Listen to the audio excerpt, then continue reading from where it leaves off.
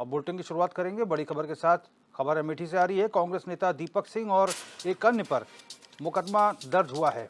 हत्या की कोशिशों के मामले में किया गया है मुकदमा दर्ज। बीजेपी नेता के करीबी ने दर्ज करवाया है मुकदमा। मुकदमे को कांग्रेस नेता दीपक सिंह ने बताया फर्जी मुकदमा दर्ज कराया गया है। दीपक सिंह ने कहा है, मैं ना पहले डरा था ना अब डरूंगा। ये दीपक सिंह ने कहा है। इस अहंकार का बदला जनता लेगी, दीपक सिंह कह रहे हैं।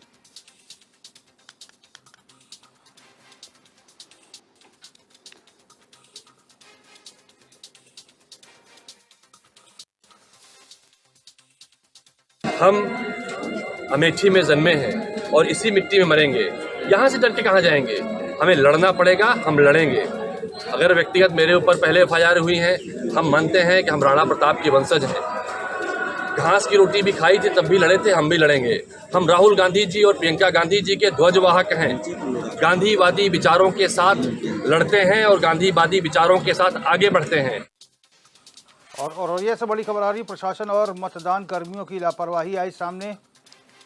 अछल्दा मंडल अध्यक्ष ने वोट डालते हुए बनाया वीडियो। बूथ के अंदर मोबाइल वर्जित होने पर भी बनाया वीडियो। अछल्दा मंडल अध्यक्ष राजवर्धन का वीडियो वायरल। पुलिस ने मामले को संज्ञान में लेते हुए कार्रवाई की है। अछल्दा थाने क्षेत्र का ये मामला है, जहां पर कड़ी पाबंदी के बावजूद भी मोबाइल ले जाया गया और मोबाइल से वीडियो बनाया गया।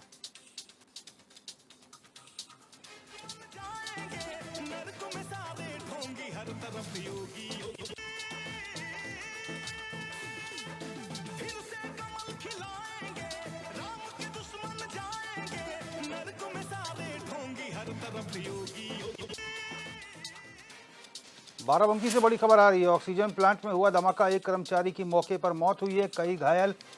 पुलिस ने घायलों को कराया अस्पताल में भर्ती। नगर कोतवाली क्षेत्र स्थित ऑक्सीजन प्लांट का ये मामला है। तो पुलिस ने घायलों को अस्पताल में भर्ती कराया है। नगर कोतवाली क्षेत्र में ऑक्सीजन प्लांट में का ये मामला है। ऑक्सीजन प्लांट में धमाका हुआ है बाराबंकी में। एक की मौत हुई है जबकि कई घायल हैं। घायलों को अस्पताल में फिलहाल भर्ती कराया गया है। सेफ्टी की व्यवस्था हो पाए। बस अचानक में एक आदमी गया, बता सिलेंडर वहाँ लग गया है कंपनी में। हाँ, और सब लोग खत्म हो गए। तो कौन काम करता था आपका? ये चाचा हूँ। क्या नाम था? लालजी यादव। तो उनके बारे में क्या बताया गया? अभी तक तो हमें यही जानकारी मिली कि खत्म हो गया। हाँ, वही देखने के लिए आए यहाँ क्या हो रहा है। अच्छा, यहाँ कब से वो काम करते थे? बहुत दिन हो गए, 15 साल के आसपास यहाँ काम करते थे। और परिवार कौन है लालजी के, और घर में कौन कौन है? तो मिर्जापुर में एनडीए प्रत्याशी अनुप्रिया पटेल ने आज अपना नामांकन पत्र दाखिल कर दिया। इससे पहले उन्होंने एक जनसभा को संबोधित भी किया, जिसमें डिप्टी सीएम ब्रजेश पाठक भी शामिल हुए। इस दौरान डिप्टी सीएम ने दावा किया कि अनुप्रिया पटेल भारी बहुमत से जीत हासिल करेंगी। कांग्रेस और सपा में मनमुटाव आ गया है और चारों ओर बीजेपी की ही जीत हो रही है। वहीं नामांकन दाखिल करने के बाद मजिस्ट्रेट कार्यालय से बाहर निकली अनुप्रिया पटेल के चेहरे पर भी मुस्कान नजर आई। अनुप्रिया ने अपनी जीत का भरोसा जताते हुए कहा कि मुझे पूरा यकीन है कि आने वाले 1 जून को कप प्लेट का बटन दबाकर जनता विकास यात्रा को आगे बढ़ाने के लिए मुझे अपना आशीर्वाद देगी।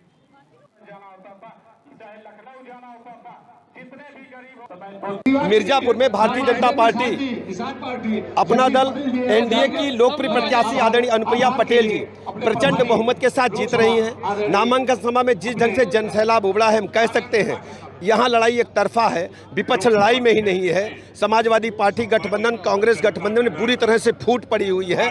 समाजवादी पार्टी बुरी तरह यहाँ हारेगी। प्रचंड बहुमत के साथ बहन अनुप्रिया पटेल जी जीतेंगे। मुझे पूरा विश्वास है कि आने वाली 1 जून को मिर्जापुर के आम मतदाता कप प्लेट के चुनाव निशान का बटन दबा के मुझे तीसरी बार मेरे जनपद की विकास यात्रा को आगे बढ़ाने के लिए अपना आशीर्वाद। समाजवादी पार्टी के सुप्रीमो अखिलेश यादव कन्नौज के तालग्राम पहुंचे, जहां पहुंचकर उन्होंने पत्रकारों से बातचीत की। अखिलेश यादव ने मतदान स्थल पर घूम रहे बीजेपी कार्यकर्ताओं को लेकर निशाना साधा। उन्होंने कहा कि बेईमानों से देश को बचाने के लिए आज जमकर मतदान जनता करे। जनता में नाराज़गी को लेकर अखिलेश यादव ने कहा कि अभी तो चौथा चरण है, जनता की नाराज़गी अभी और बढ़ने वाली है। अखिलेश यादव ने कहा कि बीजेपी ने लोधी समाज को अपमानित किया है और पाल समाज के नेता से गाली गलौज की है।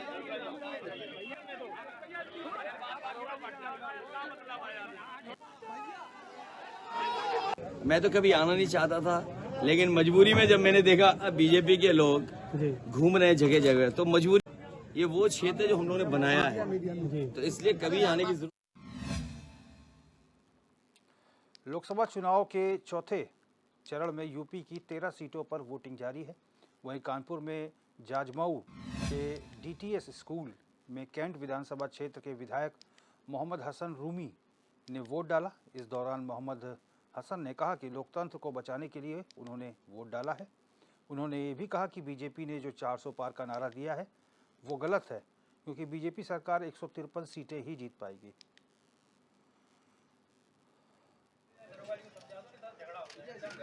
देखिए, आज हम लोग अपने परिवार के साथ वोट डालने आए हैं। डीटीएस के पोलिंग स्टेशन में बूथ नंबर 151 और 152 में हमने वोट डाला है।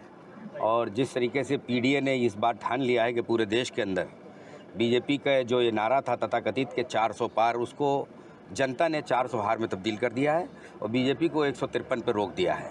बीजेपी 153 पर रहेगी और इंडिया के गठबंधन 400 पार जाएंगे। और आज हमें हर पोलिंग स्टेशन से खबर आ रही है और इन लोग बौखला कर यहाँ के भाजपा के पूर्व विधायक किसी पोलिंग स्टेशन में दक्षिण के गए थे 100-150 लोगों के साथ, तो मैंने उसकी शिकायत यहाँ के जिलाधिकारी को की है और इन लोग बिल्कुल बौखलाए में हैं। इनको ये लग रहा है कि हम।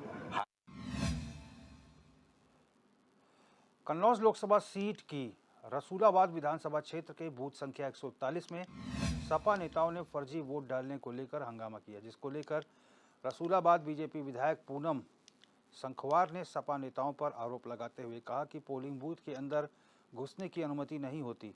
सपा के नेता लोगों को धमकाने का काम कर रहे हैं।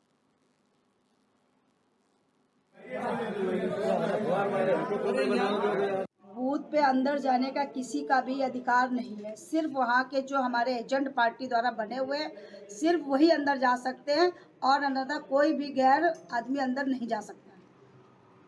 वीडियो एक आया, उस पर क्या कहना? समाजवादी के लोग अंदर घुस करके लोगों को धमकाने का काम कर रहे हैं, जबरदस्ती वोट डलवाने का काम कर रहे हैं। तो इसलिए मैं कहना चाहती हूँ कि वोट को अपने आप अंदर जाने दें, उसका अधिकार है वोट डालना, उसको वोट डालने दें। हमारी जनता। कांग्रेस के राष्ट्रीय प्रवक्ता आलोक शर्मा अमेठी पहुंचे, जहां पहुंचकर उन्होंने गौरीगंज में स्थित कांग्रेस कार्यालय में प्रेस कॉन्फ्रेंस की। प्रेस कॉन्फ्रेंस करते हुए आलोक शर्मा ने बीजेपी पर तंज कसा। उन्होंने कहा कि इस बार लोकसभा चुनाव में बीजेपी की बौखलाहट साफ नजर आ रही है। इस बौखलाहट के चलते ही पूर्व एमएलसी दीपक सिंह पर कई धाराओं में एक झूठा मुकदमा दायर किया गया है। बीजेपी पर हमला बोलते हुए आलोक शर्मा ने कहा कि अमेठी की जनता को बताएं बीजेपी कि उन्होंने कितने रिक्रूटमेंट किए हैं। सभी फौजियों को, सभी को मैं हाथ, देश के प्रधानमंत्री की बौखलाहट नजर आ रही है। उसी तरह से आपकी जो यहाँ की वर्तमान की सांसद है, उनकी भी बौखलाहट पूरा देश देख रहा है। हमारे यहाँ के एमएलसी रहे दीपक सिंह जी, उनके ऊपर विभिन्न धाराओं में, जिसमें 307 और 325 भी शामिल हैं, गैर जमानती धाराएं हैं, उन धाराओं में एक झूठा मुकदमा दायर किया गया है। आप समझ सकते हैं कि किस तरह से हमारे कार्यालय के बाहर हमारी गाड़ियां उस दिन रात को तोड़ी गई। मुझे नहीं लगता अभी तक कोई 2-4 लोग भी गिरफ्तार हुए हों। कौन थे, कहां से थे? चंदौली में इंडियन नेशनल समाज पार्टी से प्रत्याशी पद्मा किन्नर ने 2 सेट पर अपना नामांकन दाखिल किया। इस दौरान पद्मा किन्नर ने दावा करते हुए कहा कि मुझे काफ़ी संख्या में लोगों का समर्थन मिल रहा है। उन्होंने कहा कि अगर मेरी सरकार बनी तो हर विधानसभा में उच्च शिक्षा की व्यवस्था होगी और किसानों का कर्ज भी माफ होगा।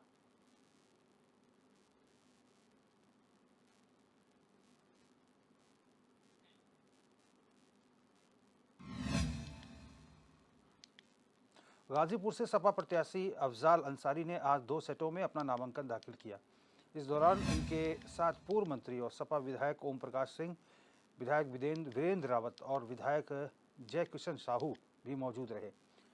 इससे पहले उनकी बेटी नुसरत अंसारी भी प्रस्तावकों के साथ नामांकन करने पहुंची थी। वहीं नामांकन के बाद अफजाल अंसारी ने कहा कि निर्वाचन आयोग के नियमों के अनुसार विकल्प प्रत्याशी के हैसियत से उनकी बेटी नुसरत अंसारी ने नामांकन दाखिल किया है। सपा की ओर से AB फॉर्म अफजाल अंसारी और नुसरत अंसारी दोनों को इशू किया गया है।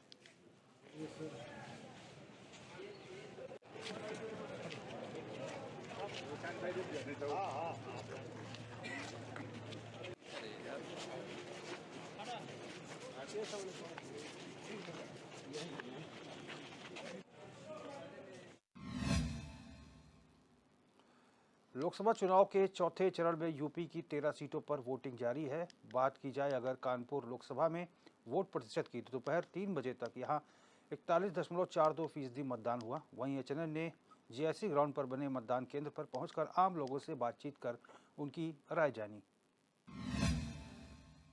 HNN की टीम इस वक्त राजकीय इंटर कॉलेज में खड़ी है और ये कॉलेज जो है अभी कुछ दिन पहले ही यहाँ पर ये GIC ग्राउंड है जिस पर जो है अखिलेश यादव और राजीव गांधी आए थे जिन्होंने यहाँ पर जनसभा को संबोधित किया था।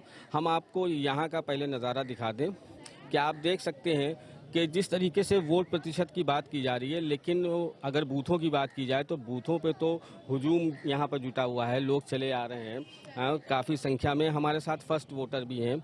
आप वोट कराएंगे? दिखाइए। फर्स्ट टाइम वोटर है। क्या आपने सोच के वोट किया है? क्या आप चाहती हैं कि कैसी सरकार बने? क्या सोच के आप गई थी? अच्छा हो, सरकार जो भी बने अच्छी बने। मैंने तो फर्स्ट टाइम दिया है जी। युवा भी हैं आप, तो आपका कुछ तो सोचा होगा आपने कि विकास के मुद्दे पे, शिक्षा के मुद्दे पे, किस पे? शिक्षा के मुद्दे पे। क्या चाहते हैं? जी, अच्छा हो जाए सब कुछ। जी जी जी। अगर आपसे बात की जाए कि अभी की जो सरकार है तो वो कैसा काम कर रही है? अच्छा कर रही है। अच्छा कर रही है। अच्छा काम कर रही है। जी जी। देखिए हमारे साथ यहाँ पे और भी कुछ लोग हैं, हम और भी लोगों से बात करना चाहेंगे यहाँ पे, लेकिन हम आपको बता दें कि जिस तरीके से अभी आपने देखा यहाँ पर और यहाँ का अंदर का भी नज़ारा हम आपको दिखा दें कि आप देख रहे हैं यहाँ पे कि किस तरीके से यहाँ पे पूरा हुजूम लगा हुआ है। और थोड़ा अंदर चलेंगे और अंदर भी चल के हम आपको दिखाने की कोशिश करेंगे कि आप देखिए कि किस तरीके से हम आपको दिखा रहे हैं कि यहाँ पर लाइनें लगी हुई हैं पूरी की पूरी। यहाँ पर हम आपको दिखा रहे हैं किस तरीके से यहाँ पे लोग इकट्ठा हैं और लाइनों में लगे हुए हैं। हम आप कैमरा पर्सन से चाहेंगे कि यहाँ की लाइनें दिखाएं कि दोनों तरफ के किस तरफ कैसी यहाँ पे लाइनें लगी हुई हैं वोट देने के लिए, किस तरीके से लोग यहाँ पर आए हुए हैं। अगर बात की जाए उत्साह की तो काफ़ी उत्साह जो है लोगों को नज़र आ रहा है। तो आपने देखा, ये देखिए जिस तरीके से हम यहाँ पर आपको दिखा रहे हैं कि हुजूम है वोटरों का, वोटर आ रहे हैं, वोट भी कर रहे हैं, लेकिन वोट प्रतिशत की जो बात की जा रही है वो वोट प्रतिशत जो है जिसकी बढ़ाने की बड़ी कवायद की गई थी, बहुत बातें की गई थी, लेकिन वोट प्रतिशत नहीं बढ़ रहा है। लेकिन जिस तरीके से बूथों के नज़ारे दिखाई दे रहे हैं तो उससे तो यही एहसास हो रहा है कि अगर शाम तक का हम लोग देखते हैं, अगर शाम तक इसको देखा जाएगा तो हो सकता है ये परसेंटेज जो है और बढ़ने की उम्मीद भी की जा रही है। वोट कराए आप? आइए। क्या सोच के करने गए थे? क्या मन में इरादा था? बदलाव। ऐसा क्यों? ये गवर्नमेंट जो है कारोबार से बहुत टूट गए, कारोबार नहीं है बिल्कुल लेकिन तमाम तो सारे काम किए, सबका साथ सबका विकास से जो है वो बिल्कुल बंद हो गया। इसकी वजह से बदलाव चाहिए। Thank you.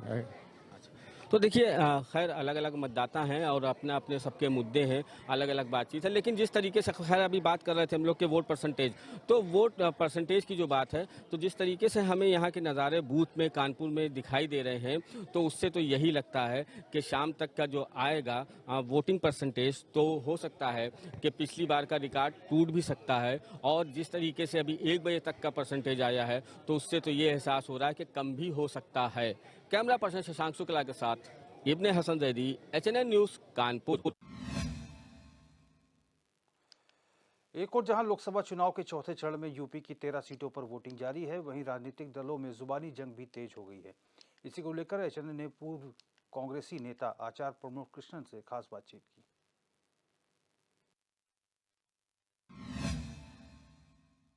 देश भर में आज चौथे चरण के लिए मतदान हो रहा है। आचार्य प्रमोद कृष्णन जी हमारे साथ मौजूद हैं। सर, आज चौथे चरण का मतदान हो रहा है, कैसे देख रहे हैं सर आप?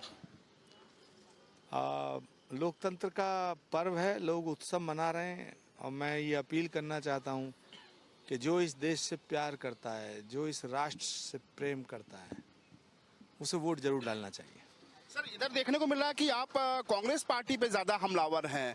अभी आपने मणिशंकर अय्यर पर बड़ा तगड़ा हमला बोला है। जो देश के खिलाफ है मैं उसके खिलाफ हूँ, जो देश के खिलाफ है, जो भारत की संस्कृति के खिलाफ है मैं उसके खिलाफ हूँ, जो भारत की सभ्यता के खिलाफ है मैं उसके खिलाफ, जो भारत के संस्कारों के खिलाफ है मैं उसके खिलाफ। एक सर बड़ा आपने आरोप लगाया है कि दरअसल ये विपक्ष के लोग जो हैं वो भगवान श्री राम नहीं कहते हैं बल्कि रामा कहते हैं। इसका क्या तात्पर्य है, क्या अर्थ निकाला जाए? क्योंकि राम से चिढ़ते हैं, राम नाम बोलना नहीं चाहते। जो सनातनी होगा वो राम नाम संकीर्तन करके अपने जीवन को धन्य करना चाहेगा। जो सनातन विरोधी होगा वो राम से चिढ़ेगा। कभी कोई नेता राम राम करता है? नहीं करता। कभी कोई नेता वंदे मातरम बोलता? नहीं बोलता। विपक्ष का कोई नेता भारत माता की जय बोलता? नहीं बोलता। विपक्ष का कोई नेता अगर राम का नाम लेता हो तो बताओ ना। खासतौर से कांग्रेस पार्टी जो महात्मा गांधी के सिद्धांतों पे, उसूलों पे चलती थी, रघुपति राघव राजा राम, पतित पावन सीताराम, वो अपनी सभाओं में राम का नाम सुनना ही नहीं चाहती। बोलने की तो बात छोड़ो, जो राम का नाम लेता है, जो राम मंदिर जाता है, उसे पार्टी से बाहर कर देते हैं। राहुल गांधी रायबरेली से मैदान में हैं। कांग्रेसी कह रहे हैं कि इस बार पूरा फिजा जो है वो बदल दिया है रायबरेली के आने के बाद से राहुल गांधी ने। कांग्रेसी तो अब यही कहेंगे, लेकिन अब कांग्रेसी रहे कहाँ हैं? अब तो वामपंथी हो गए जिन्होंने कांग्रेस का चोला पहन लिया। सारे वामपंथियों ने कांग्रेस पर कब्जा कर लिया। सर, बहुत महत्वपूर्ण सवाल है। आप पुराने कांग्रेसी रहे, तमाम समय समय पे आपने मशवरा दी। आपको लगता है कि अगर आपके सलाह मशवरा को कांग्रेस पार्टी मानी होती समय रहते तो शायद जिस तरह के हश्र हो रहे हैं वो नहीं होता? विनाश काले विपरीत बुद्धि। भगवान कृष्ण ने भी दुर्योधन को समझाने का बड़ा प्रयास किया था। भगवान कृष्ण ने धृतराष्ट्र। चलिए आपको सीधे महाराष्ट्र के पालघर ले चलते हैं, जहां पर उत्तराखंड के मुख्यमंत्री पुष्कर सिंह धामी जनसभा को संबोधित कर रहे हैं। उत्तराखंड सेल मुंबई के अध्यक्ष भाई महेंद्र सिंह गुसाई जी, इस कार्यक्रम के संयोजक और जिन्होंने बहुत सारी बातें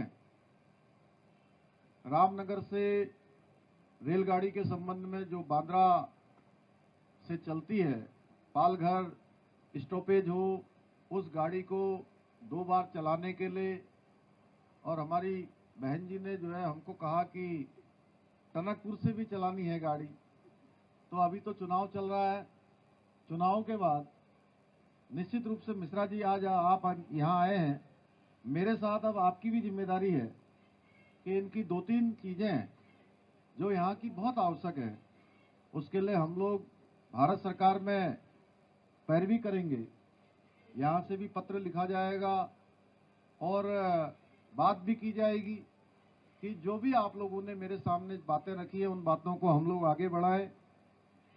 श्री दीप कोश्यारी जी हमारे और यहाँ के हमारे सभी पदाधिकारीगण और बड़ी संख्या में आज पधारी हुई मेरी सभी बहनें जो बहुत ही शानदार हमारी पोशाक, हमारी परंपरागत पोशाक, हमारी संस्कृति की पहचान पिछोड़ा लगा के, अपने नाक में नथ डाल के और गले में गुलोबंद पहनकर आई हैं।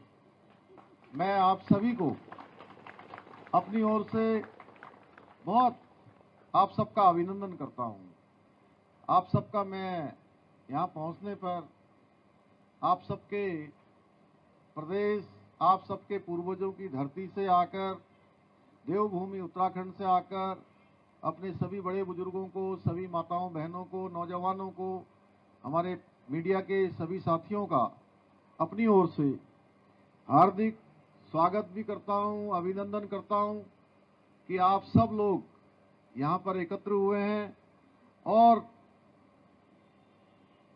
देवभूमि उत्तराखंड के हमारे सभी देवी देवताओं से प्रार्थना करता हूं कि भगवान आपकी सभी मनोकामनाएं पूर्ण करें।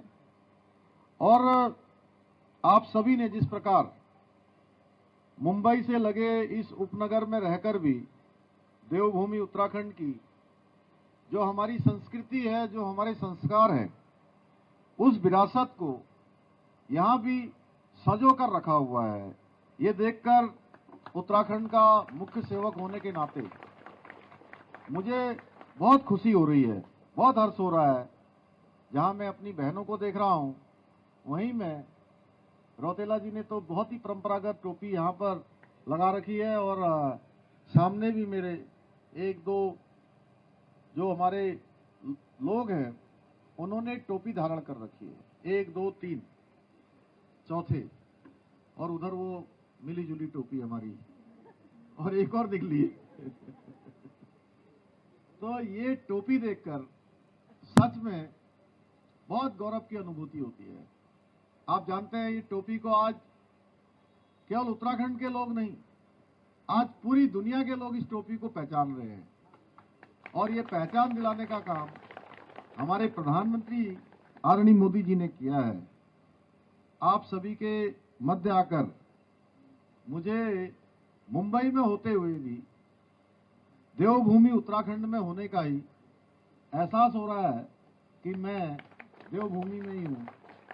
मिश्रा जी भी हमारे देवभूमि से लगे हुए हैं। गंगा जी जहाँ से निकलती है इनके पूर्वजों के पास तक जाती है, बनारस से आगे जाकर निकलती है। तो भाइयों बहनों, आज हम सब लोग जानते हैं यहाँ पर आज एक खास लक्ष्य लेकर हम सब लोग एकत्रित हुए हैं और वो लक्ष्य है कि इस बार जो लोकतंत्र का महापर्व चल रहा अमेठी लोकसभा चुनाव को लेकर जहां बीजेपी और कांग्रेस लगातार उत्साह में है, वहीं मुकाबला भी कड़ा देखा जा रहा है। तो वहीं कांग्रेस की ओर से एक मैसेज दिया जा रहा है कि अमेठी का ब्राह्मण चेहरा बीजेपी से नाराज होकर कांग्रेस में जाता दिख रहा है, जबकि अमेठी की तिलोई विधानसभा की बात की जाए तो सैकड़ों ब्राह्मण डोर टू डोर बीजेपी के लिए वोट मांग रहे हैं।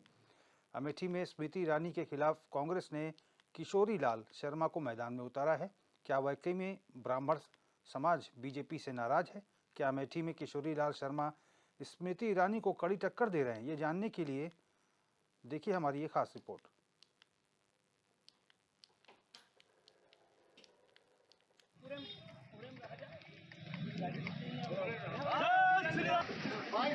और भारतीय जनता पार्टी सदैव एक चुनाव के बाद दूसरे चुनाव में लग जाती है। भारतीय जनता पार्टी हमेशा अपने चुनाव के लिए तैयार रहती है। भारतीय जनता पार्टी का एक एक कार्यकर्ता चुनाव के लिए हमेशा तैयार रहता है। हमारा संगठन 24 घंटे काम करने वाला है। और जो र्यूमर है कि भारतीय जनता पार्टी से ब्राह्मण नाराज है, ब्राह्मण कतई कहीं भी न तो भारतीय जनता पार्टी से नाराज है और न दीदी स्मृति ईरानी से नाराज है और न अपने तिलोई के सम्मानित विधायक आदरणीय राजा बहादुर नाइके जी जो राज्य मंत्री हैं उनसे नाराज है। विधानसभा क्षेत्र में भी, विधानसभा के चुनाव में भी भारतीय जनता पार्टी ब्राह्मणों का एक भी बूथ नहीं हारी थी। और मैं पूरे विश्वास के साथ कहता हूँ भारतीय जनता पार्टी का एक एक कार्यकर्ता सर्व समाज के साथ, सभी वर्गों के साथ ब्राह्मण समाज भी भारतीय जनता पार्टी को एक मत से वोट देगा और विधानसभा क्षेत्र तिलोई ही नहीं, अमेठी संसदीय क्षेत्र में एक भी ब्राह्मण वोट भारतीय जनता पार्टी नहीं हारेगी। भारी मतों से दीदी स्मृति ईरानी को अपने दूसरे जिता के